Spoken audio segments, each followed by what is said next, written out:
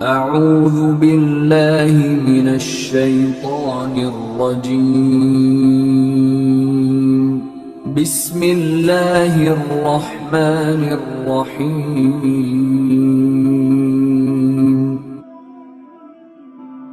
لیکن میں عصر کے درس میں بھی کل پرسوں ایک بات کر رہا تھا کہ جو نوجوان جوانی میں نمازیں پڑھتے ہیں نا، اللہ کی عبادت کرتے ہیں، مبارک ہو انہیں۔ کیا ہو جی؟ انہیں مبارک ہو جو جوانی میں اللہ کے حضور جھکتا ہے۔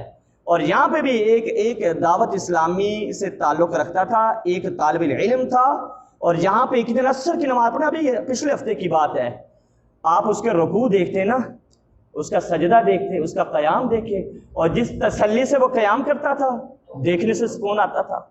ابھی کی بات ہے کہ ابھی اللہ تبارک و تعالیٰ نے آقا کریم کی امت میں ایسے جوان رکھے ہیں، وہ جب کھڑے ہوتے ہیں نا تو دیکھنے والوں کو سکون ملتا ہے، جب وہ قیام کرتے ہیں تو دیکھنے والوں کو سکون ملتا ہے، اور جب وہ رکوع کرتے ہیں تو دیکھنے والوں کی آنکھوں کو ٹھنڈک ملتی ہے، اور جب وہ سجدے میں جاتے ہیں تو دیکھنے والوں کو دلوں کو بھی چین آتا ہے۔ میں اس کو غور سے دیکھ رہا تھا، وہ سجدہ کرتا تھا اطمینان کے ساتھ، اور وہ قیام کرتا تھا تسلی کے ساتھ، وہ رکوع کرتا تھا اعتدال کے ساتھ کرتا تھا، اور میرا دل خوش ہوتا تھا۔ اور آج بھی جب نوجوان نمازیں پڑھتے ہیں نا، میرا دل بڑا خوش ہوتا ہے۔ میرا نوجوان یار بوڑھے ہو کے بھی پڑھنا بڑی بات ہے، لیکن جب بندہ بوڑھا ہو جائے گا نا، پھر امام صاحب چھوٹا ہو گیا نا، پھر مسئلہ پوچھنے سے بھی گھبرائے گا، شرمائے گا۔ او یار امام صاحب تو میرے بچوں کی جگہ، اب میں پوچھوں تو میں کس طرح پوچھوں؟ تو اسی نہ پوچھنے کی وجہ سے ہمارے سجدے بھی سیدھے نہیں ہوتے، ہمارے قیام بھی ٹھیک نہیں ہوتے، ہمارے رکوع بھی سیدھے نہیں ہوتے، تشہد ہمارا پورا نہیں ہوتا۔ امام سے پہلے سجدے میں ہم جاتے ہیں، امام سے پہلے قیام ہم کرتے ہیں، امام سے پہلے تکبیر تحریمہ ہم وہ باندھ لیتے ہیں، اور پتہ نہیں ہوتا امام سے پہلے تکبیر تحریمہ کہہ لی تو نماز ہی ہماری نہیں، دوبارہ نماز پڑھنی پڑے گی۔ تو اس لیے میرا پیغام یہ ہے نوجوانوں کے لیے، اور جن نوجوانوں کے ماں باپ یہاں پہ بیٹھے ہیں، باپ یہاں پہ بیٹھے ہوئے ہیں، بھائی یہاں پہ بیٹھے ہوئے ہیں، میں کہوں گا کہ اپنے بچوں کو نماز کے لیے لاؤ۔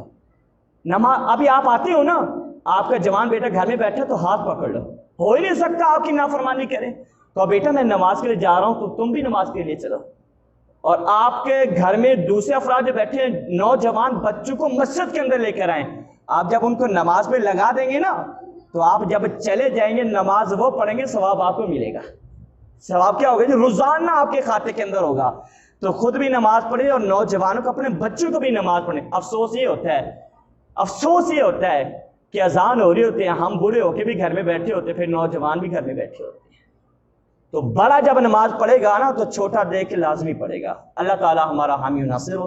اللہ پاک ہمیں نماز پڑھنے کی توفیق